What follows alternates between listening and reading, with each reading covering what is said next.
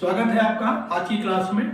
हमने आपको कल बताया था, याद करिए, हमने आपको बताया था कि जो बेल कोलमैन रेफ्रिजरेशन साइकिल है वो पहली रेफ्रिजरेटिंग मशीन को बनाने के लिए यूज़ की गई थी। जब हमने बताया था कि समुद्री यात्राओं में लोग जाते थे और काफ़ी दिनों तक फूड को स्टोर करना होता था, तो उस केस में उन लोगों ने एक नई मशीन बनाई थी उस समय, जो बेल कोलमैन साइकिल पर बेस्ड थी।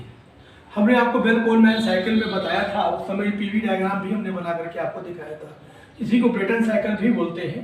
आप देखिए ये प्रोसेस, सबसे पहले जो इवेपोरेटर वाला जो प्रोसेस है, ये प्रोसेस 2 to 3, इसमें क्या होता है, यहाँ पर टेम्परेचर, चूंकि एयर है वो, तो कांस्टेंट प्रेशर पर एयर का टेम्परेचर तो इंक्रीज होता है, तो वॉल्यूम भी देखें यहाँ से यहाँ तक बढ़ रहा है, वॉल्यूम बढ़ रहा है। उसके बाद एयर जो होती है इस पॉइंट 3 पर कंप्रेसर में जाती है, जहाँ पर ये मान के चलते हैं कि उसका आइसेंट्रोपिक कंप्रेशन होता है।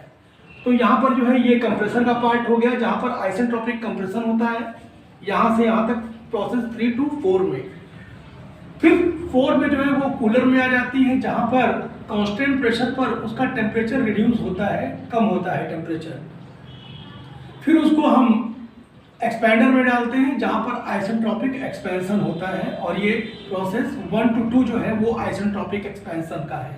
तो यहाँ से आइसेंट्रोपिक एक्सपेंशन, फिर उसके बाद यहाँ पर क्या हो रहा है, ये जो है यहाँ पर कांस्टेंट प्रेशर पर जो है इस पर हीट ये एक्सट्रैक्ट कर रही है उस पोर्शन से जहाँ पर रेफ्रिजरेशन होना है, जहाँ पर कूलिंग होनी है। उसके बाद ये आइसेंट्रोपिक कंप्रेशन, फिर उसके बाद ये जो है कूलर में जा रही है, जहाँ पर हीट रिजेक्शन हो रहा है।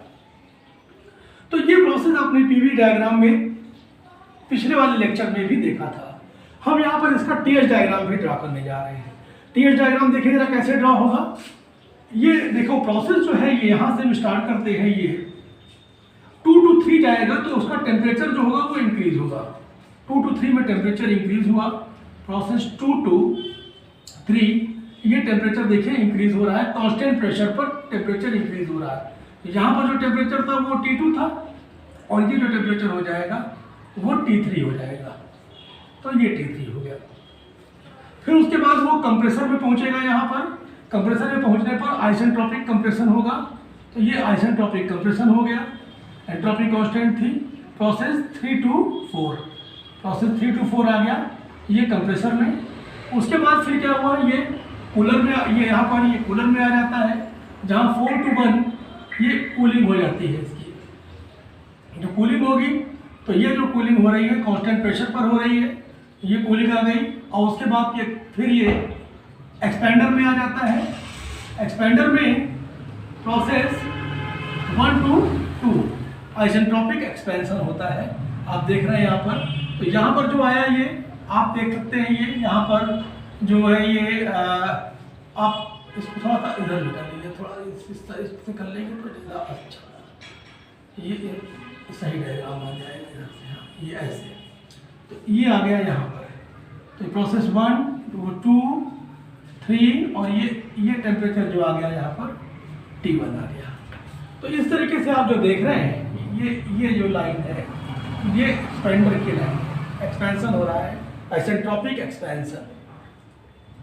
तो ये जो प्रोसेस है ये कंप्रेसर की है, ये कंप्रेसर में है, ये कंप्रेसर में है, ये इवेपोरेटर में है, ये इवेपोरेटर में है, ये कूलर में है, ये भी कूलर में है, और ये एक्सपेंडर में है, एक्सपेंडर में है, और ये भी एक्सपेंडर में ही कह सकते हैं, एक्सपेंडर में, ये एक्सपेंडर में है, ये भी एक्सपेंडर में है। तो इस तरीके से इसका पीवी और टीएच डायग्राम आपने देखा, अलग अलग टेम्परेचर्स आपने देखे, ये T2 हो गया, और यहाँ पर ये टेम्परेचर जो है ये T4 हो गया। तो इस तरीके से सारे टेम्परेचर को मेंशन कर लिया। बाकी जो एंट्रोपी है आप देख रहे हैं यहाँ पर S1 बराबर S2 आइसेंट्रोपिक प्रोसेस हमने लिया है, और यहाँ का जो है एंट्रोपी आप देख रहे हैं ये भी कांस्टेंट है, S3 बराबर S4, ये भी एक आइसेंट्रोपिक प्रोसेस है। तो प्रोसेस आइसेंट्रोपिक है, हमने इसके दोनों डायग्राम यहाँ पर लिए।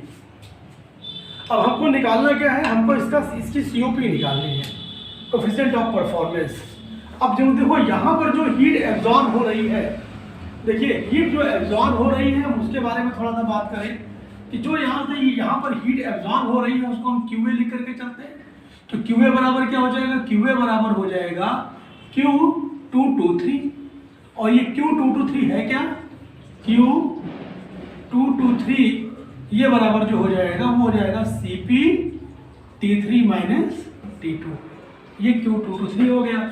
उसके बाद अगर हम हीट रिजेक्शन के बारे में बात करें तो हीट जो रिजेक्ट हो रही है यहाँ पर ये QR है, QR का मतलब हो गया Q421, तो Q421 ये बराबर क्या हो जाएगा CP, ये हो जाएगा T यहाँ पर T4 minus T1, T4 minus T1, ये चीज यहाँ पर इस तरीके से आ जाएगी।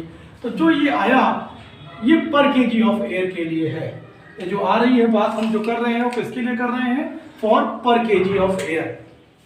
ये है जब हम m बराबर 1 kg मान के चल रहे हैं पर केजी ऑफ एयर, यहाँ पर भी m बराबर 1 kg मान के चला जा रहा है। तो हम एनालिसिस स्टार्ट करते हैं। Work done for per kg of air in a cycle, एक साइकिल में पर साइकिल पर हम बात करने जा रहे हैं।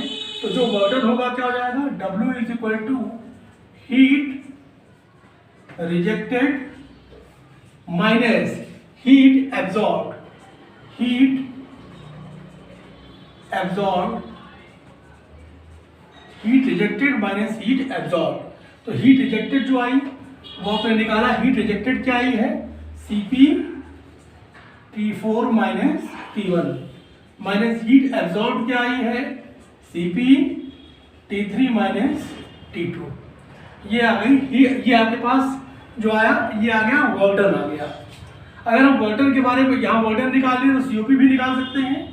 तो देयरफॉर COP बराबर हो जाएगा, COP रेफ्रिजरेशन इफेक्ट जो है यहाँ से यहाँ तक हो रहा है तो ये QA के बराबर हो जाएगा।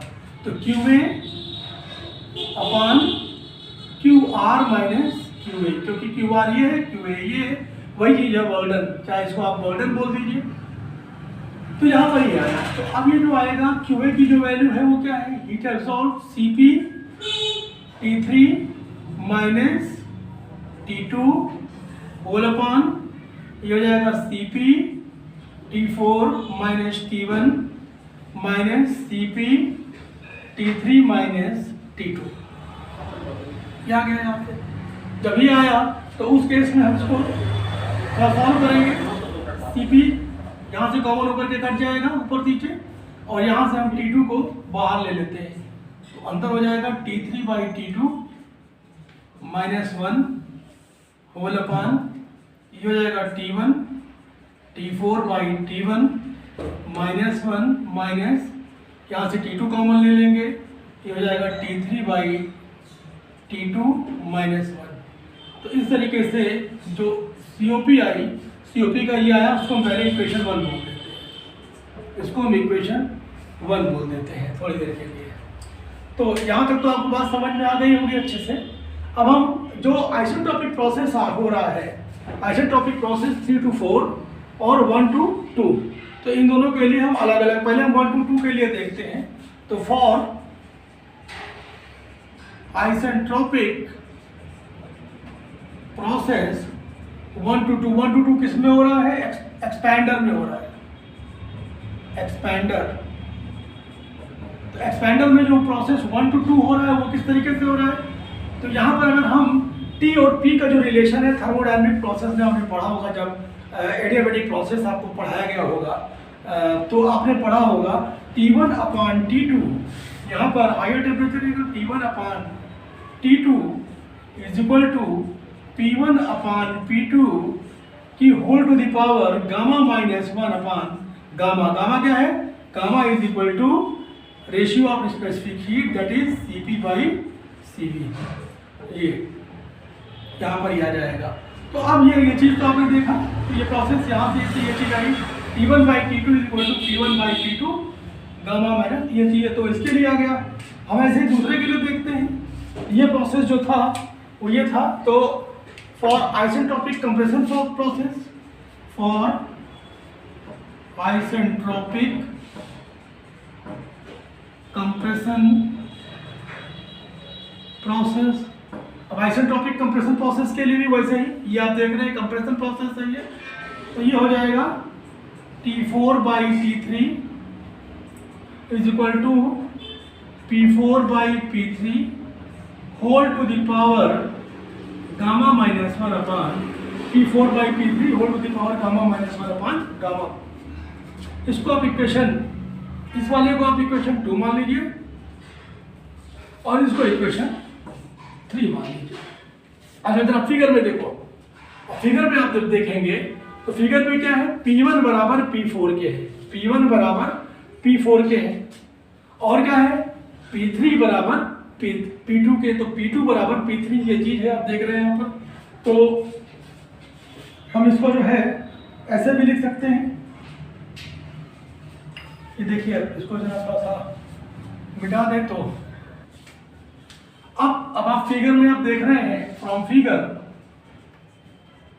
जरा देखिए फिगर में P1 बराबर P4 एंड P2 बराबर P3, तो उस केस में RHS ये जो है यहाँ पर, तो उस केस में क्या हो जाएगा P1/P4 is equal to P2/P3, और P1/P2 is equal to P1/P2 is equal to ये हो जाएगा P4 है ये P4/P3।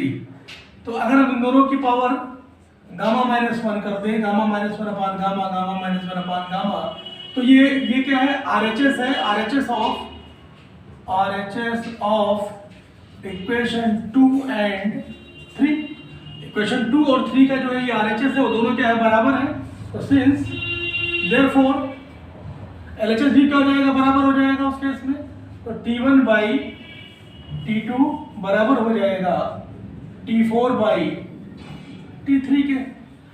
तो इस केस में यहाँ पर हम ऐसे लिख सकते हैं, और T4/T1 बराबर T3/T2 हम ऐसा भी लिख सकते हैं। जब ऐसा लिख सकते हैं तो आप T4/T1 की जगह यहाँ पर T3/T2 लिख देंगे जब इसमें, तो सब्स्टिट्यूटिंग इन इक्वेशन 1 में अगर आप सब्स्टिट्यूट करें इसको तो क्या हो जाएगा, तो अब जब आप इसको इक्वेशन 1 में सब्स्टिट्यूट करते हैं तो ये कुछ ऐसा दिखेगा, देखिए अब सब्स्टिट्यूट करिए आप इसको इक्वेशन 1 में, तो सब्स्टिट्यूटिंग इन इक्वेशन 1 में सब्स्टिट्यूट करिए इसको, तो ये क्या हो जाएगा, ये हो जाएगा COP बराबर T2 T3/T2 minus 1 whole upon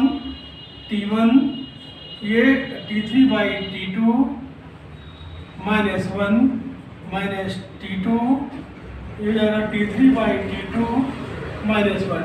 T3/T2 minus 1 इधर से कॉमन होकर के ऊपर से कट जाएगा, तो ये बनेगा ये यहाँ पर COP is equal to T2 upon T1 minus T2, ये COP आ गई। आप देख रहे हैं यहाँ पर COP, ये रेफ्रिजरेटर की जो COP आई, जो बेल कोलमैन के केस में ब्रेटन साइकिल की जो COP आई वही आ गई। हम इसको ऐसे भी कुछ कर सकते हैं थोड़ा सा और, COP इज इक्वल टू, ये हम T2 से डिवाइड कर दें तो 1 अपॉन T1/T2 माइनस 1 हो जाएगा ये। तो T1/T2 आपने याद करिए, देखा था T1/T2 बराबर क्या था, T1/T2 जो था क्या आपने देखा था कि since T1/T2 is equal to P1/P2 की power gamma minus 1 upon gamma, gamma याद करिए कि पिछले वाले पहले इसके इक्वेशन 2 में शायद ये था ये, और इस तरीके से T4/T3 is equal to P4/P3 की power gamma minus 1 upon gamma.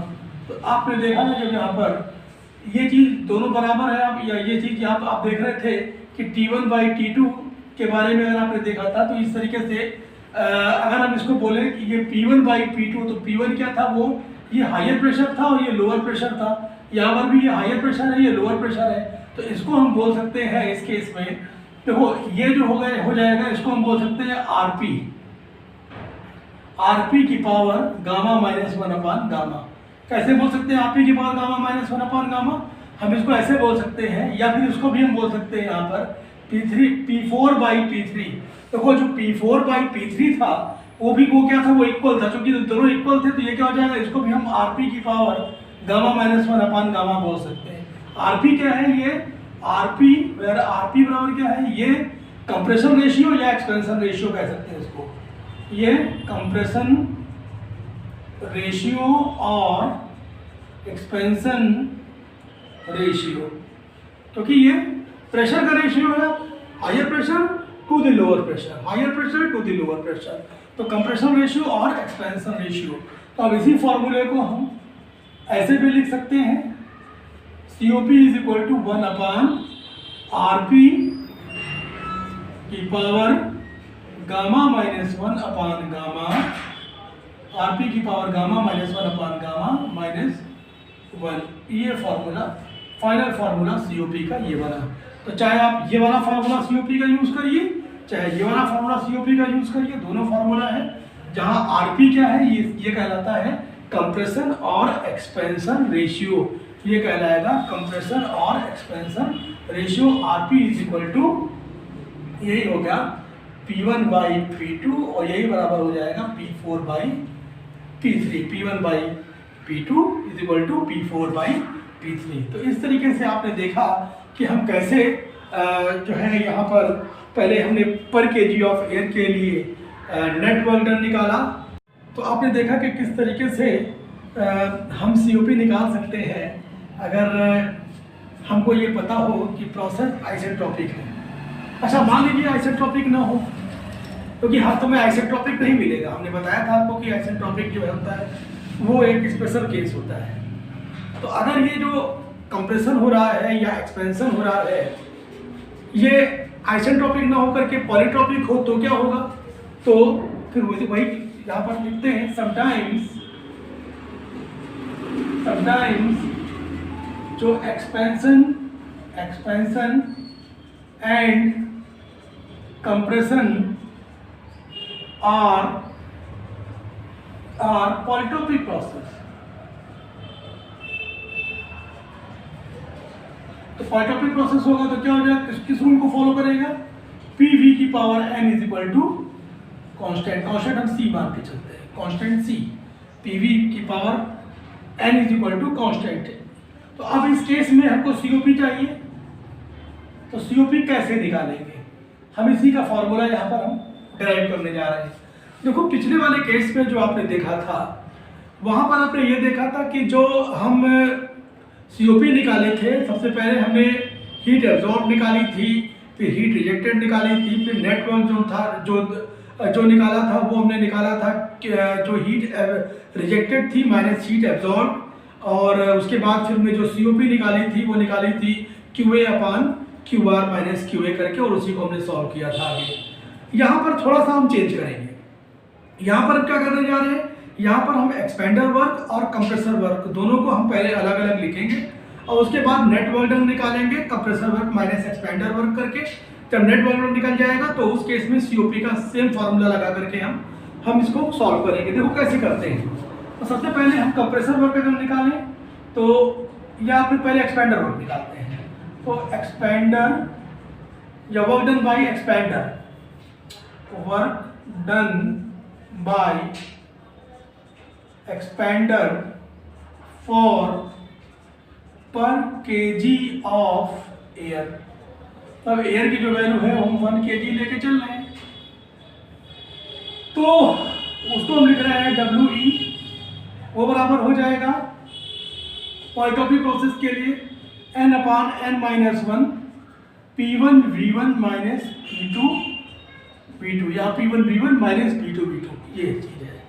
तो अब हम एयर के लिए हम मान सकते हैं कि PV इज इक्वल टू क्या होता है RT, तो हम इसको ऐसे भी लिख सकते हैं WE एक्सपेंडर वर्क बराबर हो जाएगा n अपान n minus 1 R times T1 minus T2। ये इक्वेशन नंबर फर्स्ट आ गई।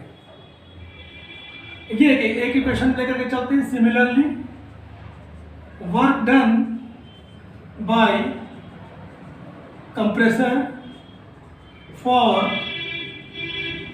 पर केजी ऑफ एयर।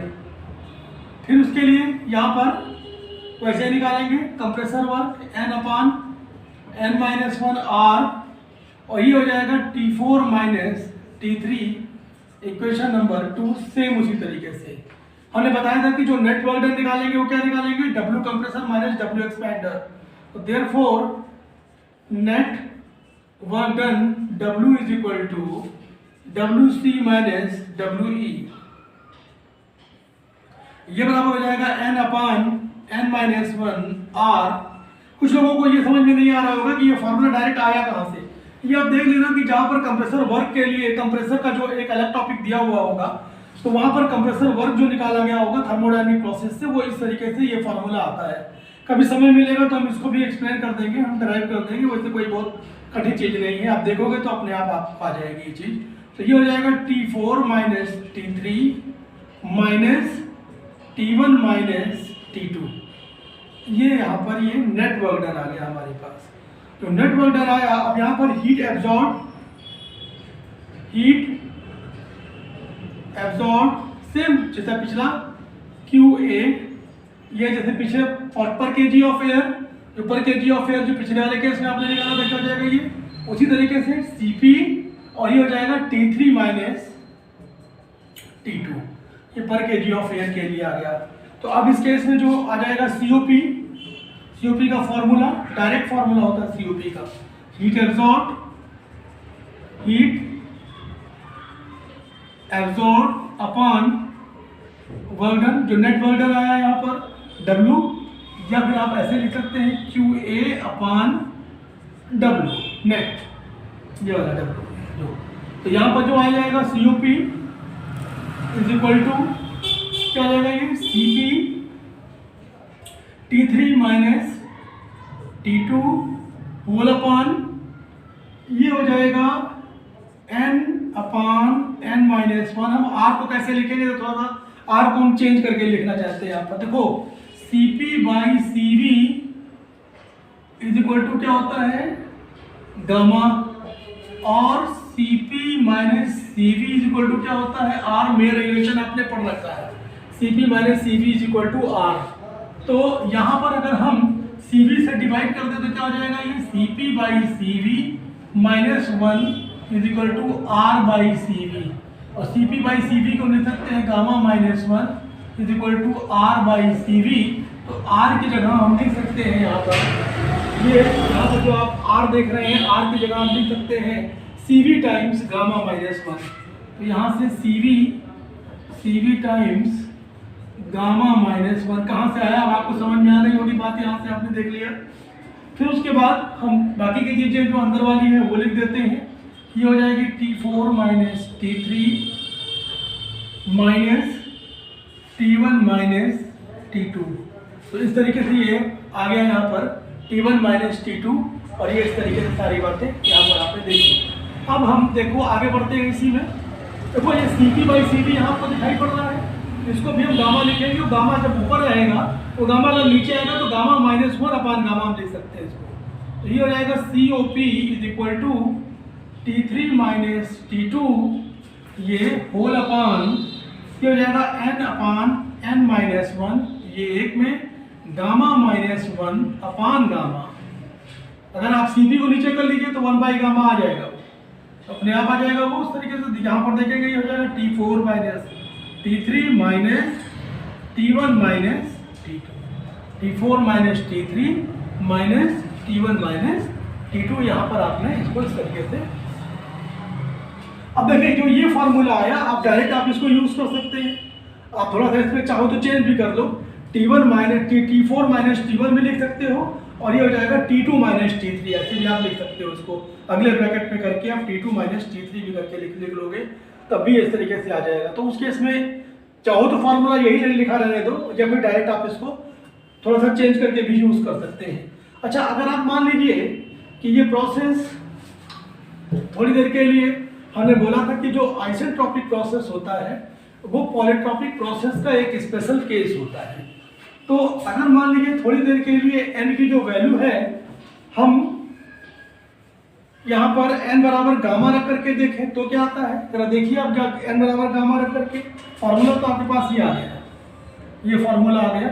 इसी फार्मूले को आप थोड़ा सा चेंज भी कर सकते हैं, T4 माइनस T1 लिख दीजिए आप ये, और ये हो जाएगा उधर से T2 माइनस T3 आप ऐसा भी लिख सकते हैं, या T3 माइनस T2 भी लिख सकते हैं। अगर आप लिखना चाहो तो ऐसे भी लिख लो, क्यों कहें इसको बार बार लिख करके हम दिखाई देते हैं आपको। T3 minus T2 whole upon n minus 1, ये हो जाएगा गामा माइनस 1 अपान गामा, और ये हो जाएगा T4 माइनस, तो वही माइनस में T1 आ जाएगा, T1 माइनस में ये T3 माइनस T2 उधर ही रहने देते, कोई समस्या नहीं है, आ जाएगा। ये फार्मूला ऐसे बना। तो इफ अगर हम चेक कर रहे हैं इसको, ये फार्मूला चाहो तो ऐसे भी यूज कर सकते हो, वही चीज बराबर एक ही चीज है वो। If n is equal to gamma, अगर मान लीजिए गामा रख देते हैं n की वैल्यू, ये फॉर आइसेंट्रोपिक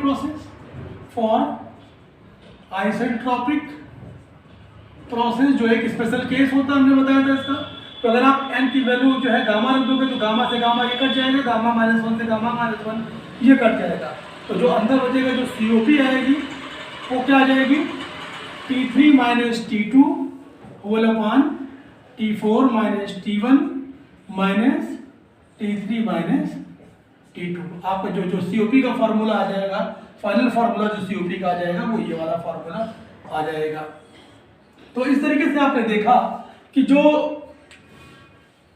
पॉलीटॉपिक प्रोसेस होता है उसमें और जो आइसेंट्रोपिक प्रोसेस होता है उसमें हम किस तरीके से वर्डन निकालते हैं, और उसके बाद फिर हम COP निकालते हैं। तो वो वर्डन हमने दो तरीके से यहाँ पर निकाला। एक तो वर्डन जो हमने निकाला वो पहले वाले केस में जो निकाला, इस पर ध्यान देने वाली बात यही है कि जो पहले वाले केस में निकाला जहाँ पर आइसेंट्रोपिक प्रोसेस था, वहाँ पर हमने वर्डन जो निकाला वो हीट एब्जॉर्ब और हीट रिजेक्टेड, तो heat rejected minus heat absorb जो ये डिफरेंस आया उससे निकाला। और जब पॉलीटॉपिक प्रोसेस हमने यूज़ किया तो उस केस में हमने work done by compressor minus work done by expander for per kg of air इतना निकाला। तो इस तरीके से आपने देखा कि जो COP आती है हमने, और फिर उसके बाद हमने ये भी किया कि अगर माने कि आपको इसी केस में आपको आइसोटॉपिक प्रोसेस के लिए निकालना हो तो आप n की वैल्यू गामा कर दीजिए, सीधी सी बात है। और वहाँ पर क्या हो जाएगा, वहाँ पर जो आपको मिलेगा वो पहले वाले के तरीके से आपको इक्वेशन वहाँ पर, पुरानी इक्वेशन वहाँ पर मिल जाएगी। तो जो COP की इक्वेशन आती है वो ये इक्वेशन आ जाएगी जो आइसेंट्रोपिक प्रोसेस में यूज होती है।